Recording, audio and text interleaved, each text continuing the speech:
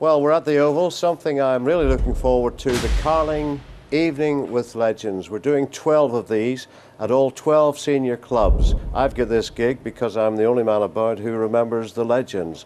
But Carling, when they came in as sponsors, they wanted to be hands-on and they wanted to get involved in football. They're doing that very well indeed. They sponsor the league, they also sponsor the Northern Ireland Football Writers, and now they're doing this. It gives the fans a chance to see stars of yesteryear.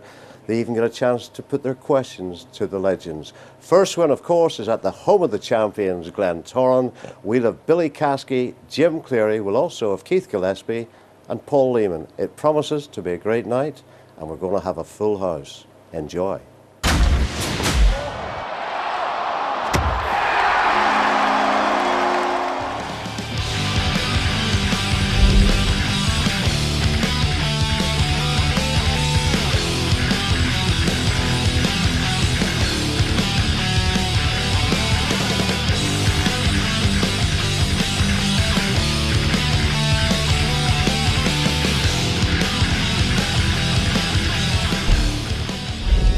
Jim, what would you rate as your greatest Clentoran moment and why?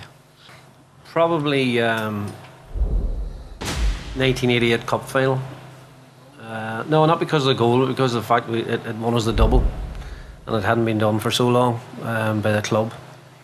And it had been, I suppose, a particularly gratifying season for us because we just talked about it earlier on actually. Because earlier on the season, myself and Casco were both dropped by Tommy Jackson, I think for a County Under Shield match or something like that. And we hadn't had a great period up until Christmas, and then over 3 weeks, I think at the tail end of the season, we won the league one Saturday, the cup the following Saturday. I think it was the County Antrim Chalice the Saturday after. It was a special centenary trophy. So I think that one, because it was, and the fact we scored late on as well, and it was a culmination of a couple of great weeks, and I suppose a great club effort to actually do the double that year. And then we went to Coleraine that year to win the league. I'm sure laddies in this room remember that day. And all the talk was that Coleraine was going to beat us and Linfield had to just beat Ballymena. But we had young Raymond Marson on our team. As you all know, Nuts has come up with some fantastic goals for us. And he was a bit of an unsung hero between us two. But not an unsung hero to us. And, yeah. I remember that day. It was a great year for us. Who would you find was your toughest opponent you ever played against, and why? There's a wee guy who was my toughest opponent. Was a wee, Jim will remember him, called Willie Crawley from Dundalk. He played for Newry. He's like a goddamn limpet. Actually, I went over to get a drink one time. He was down beside me. During a match. And I says to him, Willie, there's a match going on. And he used to go, I'm not going to meet from you, boy. I was told to stay with you, and I'm staying with you all the way. So that was the kind of guy he was. But he was a really, really hard competitor. And sometimes you just felt like giving a big dig in the gut and walking off. But the majority of times I got the better of him. But after the match, a wee man would come over and buy you a pint. And as Roy McCready did. And that's the way it was in them days. What would you say was your most memorable goal? That'll not take long to think about. There are only 4 that I can remember. It's one more than me. Yeah, that's the one I was going to say. Austria, back in '94. It was my second cap.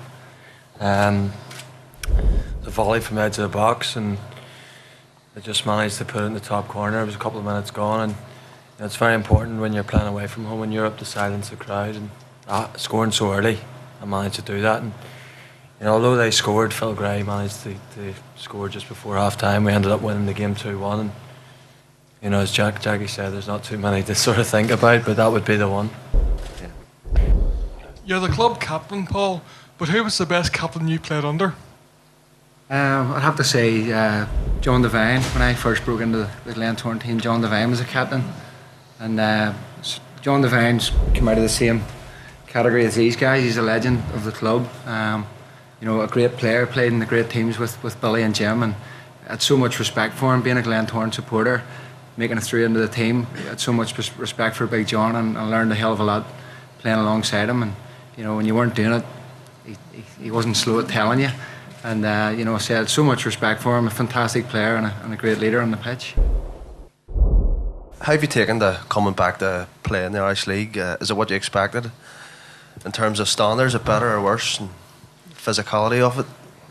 The standard so far I've been pretty impressed with. You know, a lot of good players out there. It's physical, but you know, it's what I expected. You know, football is a physical game, and you know, you expect nothing less. But certainly the standard of it has been good. You know, you look at the sort of league this season. You know, clubs are sort of up near the top. You know, which you wouldn't really expect. So it sort of shows that the sort of league is improving every year. This is to Jim and Billy. Would you rather have played now than in your own era? Did you have the best of it, or do you think it's better now, Jim? No, I was happy enough playing when I played. Just, you know, I think you can't change the time you play at the end of the day. And as I said earlier on, I had 15 odd seasons playing in the Irish League, and I wouldn't have changed it. I had 6 really good seasons at Portadown, which I thoroughly enjoyed, and then 9 seasons here at the Oval. So, and I know people all say, "Oh, you're earning more money if you play nowadays," and all, but at the end of the day, it's not all about money. You know, we used to say when we were playing at the Oval, we weren't here to play for money. We could have went to any other club in the Irish League and got more money than we were getting here. That's partly true, but I mean that wasn't the case. No, I mean I was happy enough. I wouldn't change anything in terms of when I played and how I played, however bad it was. But You always look at these games and say, God, wonder how I would have done against Steven Gerrard and stuff like that, you know. But no, I enjoyed playing with my team and the teams that I did play with, but I don't think there's any difference. No. But is there anyone in particular you think could be a future Clentoran legend? There's some great young talent.